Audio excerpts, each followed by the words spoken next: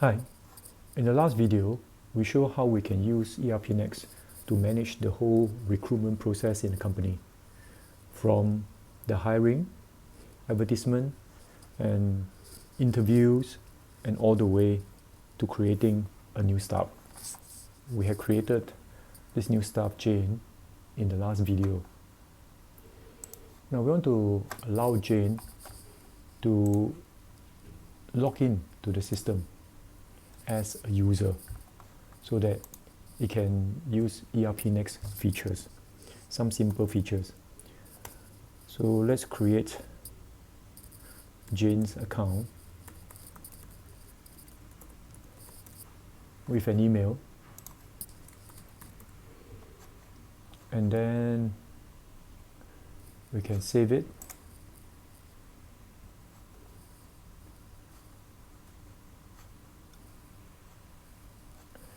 With no roles currently, but we will now attach Jane to an employee. We'll create a Jane, right? So now this employee can be linked to Jane's email account. We save it, and now it's linked. We can go to the user.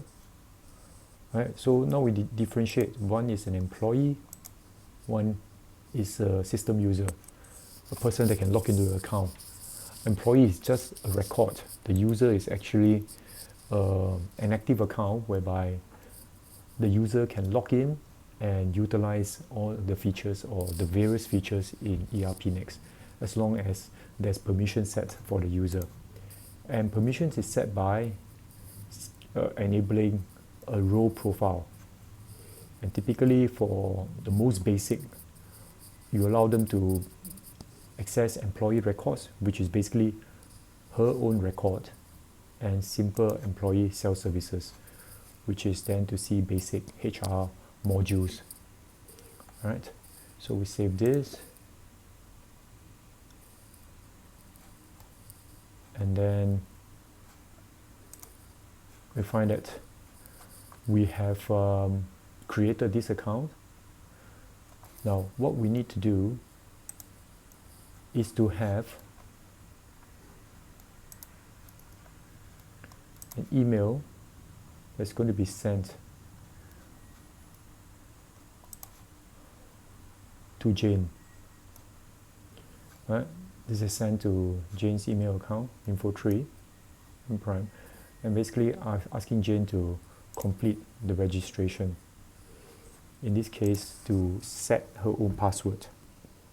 Okay, so let's set a password.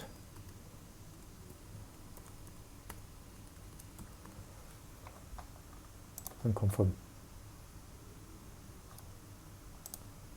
So this is a best practice in the industry, whereby an email is sent so that the person can then log into their email or using their email and change password. So Jane is now in. Okay, Jane is restricted to see only her own records, and this is how we create Jane. Right,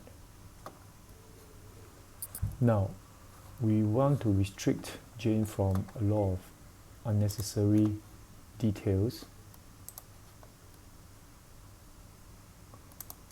We can restrict all the module that's not necessary and only allow Jane to see, say, only HR.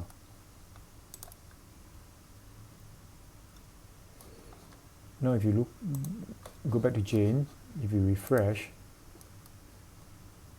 okay, in this case you have to, because we do some settings for security, we have to reset the password. Okay, now Jane can log in now with her email and with the password.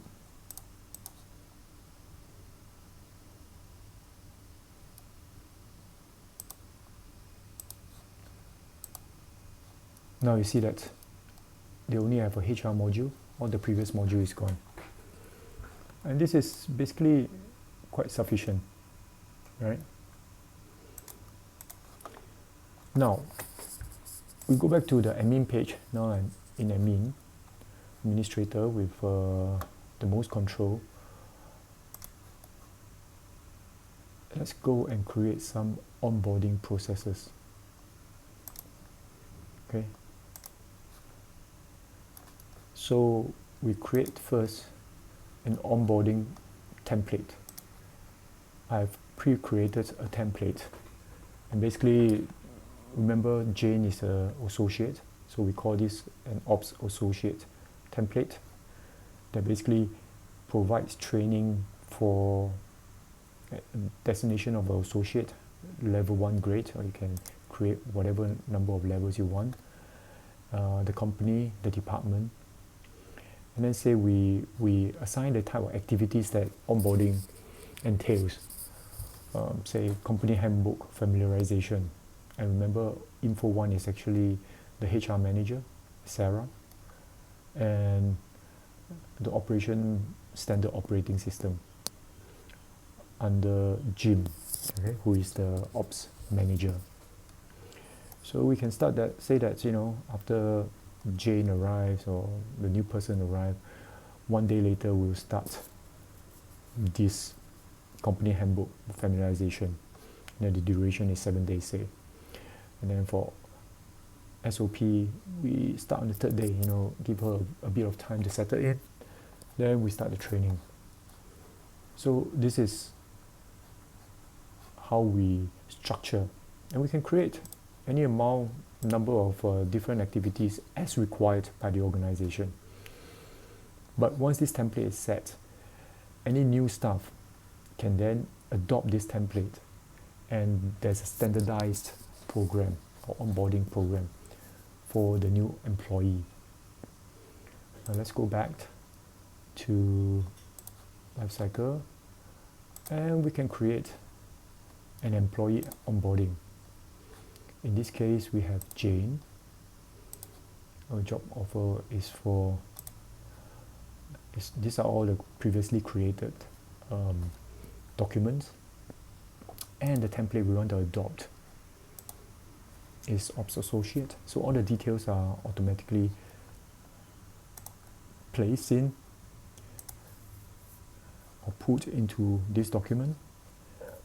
Say date of joining is today, and onboarding begins also today. Now let's save it. And with this, we submit.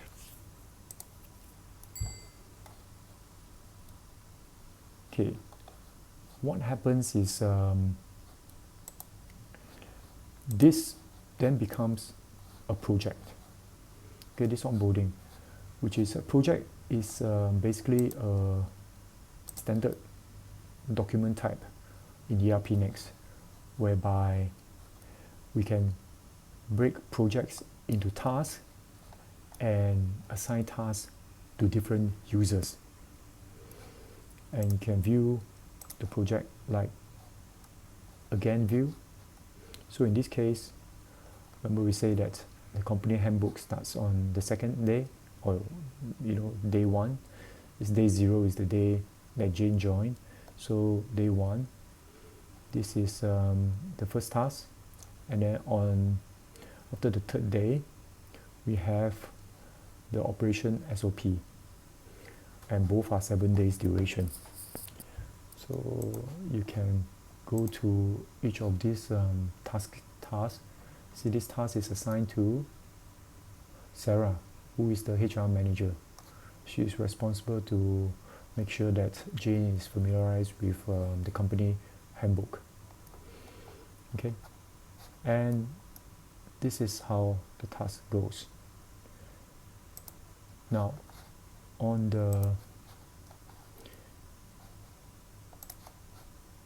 for the respective users, remember info 1 is Sarah.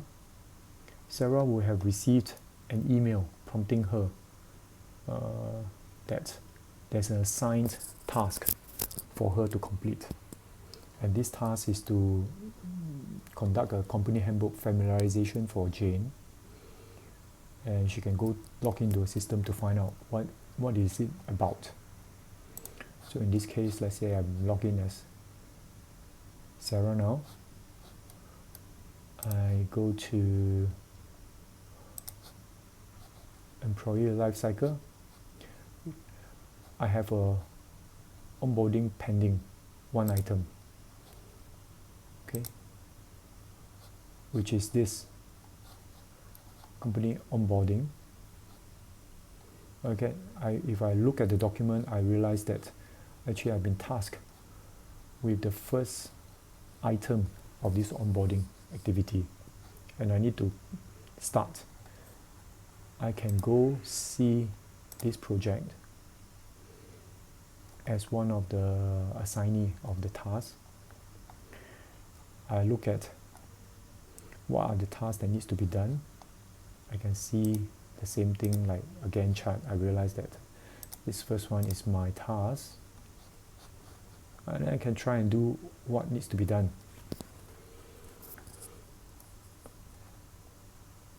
So I'm working on it now, and then I give a weight. Let's say timeline, percentage of progress. We're supposed to start on 12, today is 11.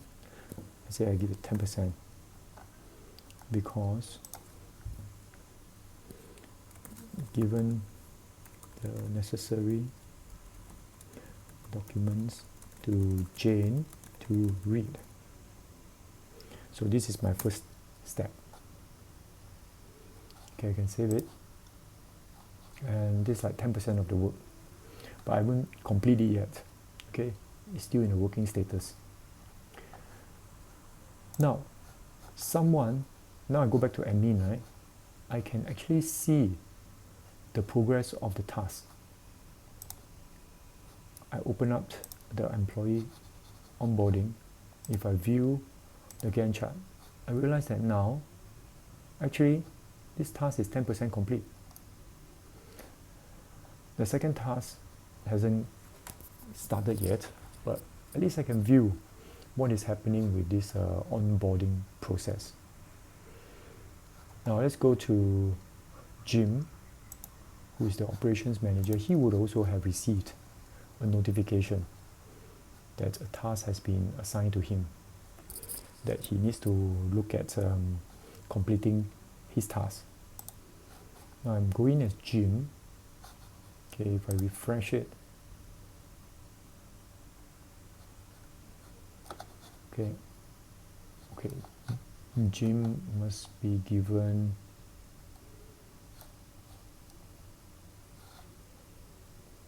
the ability to view. Okay. User.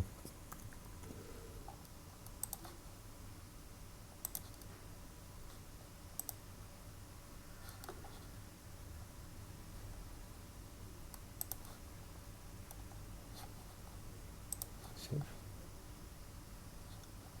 Okay, so Jim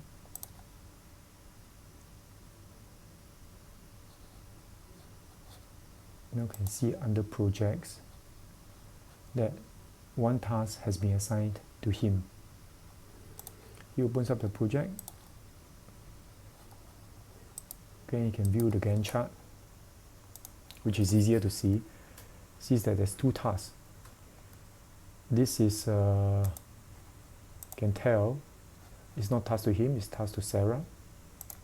He goes back, he look at this, I realize that this is tasked to him.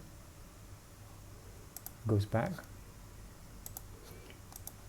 and maybe he can say that he done it early, he completed the task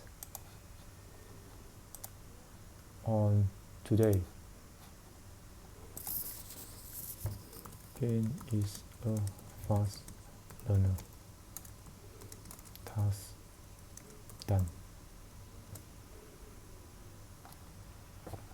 save, and complete.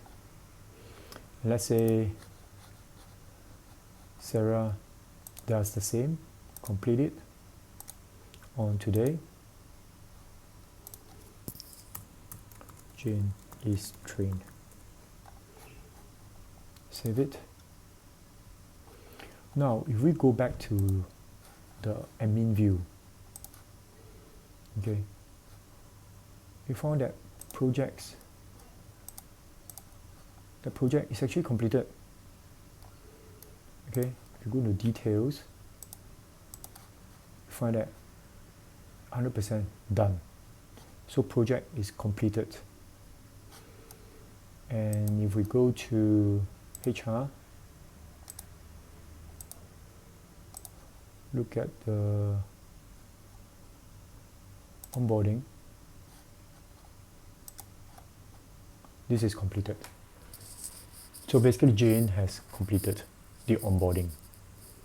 So this is a simple illustration of how ERPNext or Frappe HR can be used to onboard new employees into the company. Do contact us if you have any questions. Thank you for your attention.